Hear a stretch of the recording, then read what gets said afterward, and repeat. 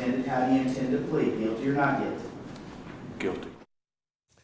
There you heard it, 60 days in jail after that. That is the sentence for a former Bardstown, Kentucky high school teacher named Jeremy Dale. He pleaded guilty today to 2 charges of an unlawful transaction with a minor and 4 charges of physical harassment without injury. As a result, Dale gives up his teaching certificate. 4 young women, teenage girls, when they met Dale, spoke ahead of his sentencing.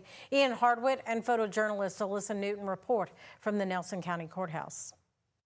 We had a whole senior year ripped away from us. 4 young women blamed Jeremy Dale, a former teacher and assistant football coach, for ruining what were the last days of high school. What I endured along with the other victims was not only a violation of our bodies, but also a violation of our trust, safety, and self-worth. And based on the offer that's been extended, how do you intend to plead? Guilty or not guilty? Guilty. Dale pleaded guilty to 4 counts of physical harassment without injury, for which he will serve 60 days in jail. Judge Joe Ballard allowed Dale a work release. The women and their families disapproved. We had a whole job ripped away from us working for the athletics, and he gets to serve 60 days, but he gets to leave for work Monday through Friday.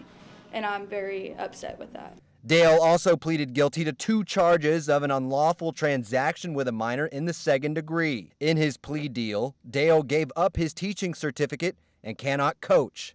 As part of his plea deal, Dale will not serve time in jail for the felony offense. Instead, he'll be on diversion, put on a set of restrictions similar to parole. If he breaks diversion, he'll only serve 2 years. The plea deal amended down what was originally 2 charges of sexual abuse. Bardstown City Schools fired Dale from his teaching job here at Bardstown High School back in February 2023, around the same time that he was arrested. An anonymous tip from a staff member at the high school is what tipped off the district. A thread that Detective Eric Williamson followed for the 4 victims. It's so brave for them to come forward, because it just shows that if you come forward and tell us what happened, and we will be glad to investigate it. These women want their experience known so others will come forward. Nobody at the school was willing to advocate for us, and to any girls that are going through something similar, I just want them to know that there's always somebody that's going to have your back. They say Dale will never silence them again. In Bardstown, Ian Hardwick, WHAS 11, on your side.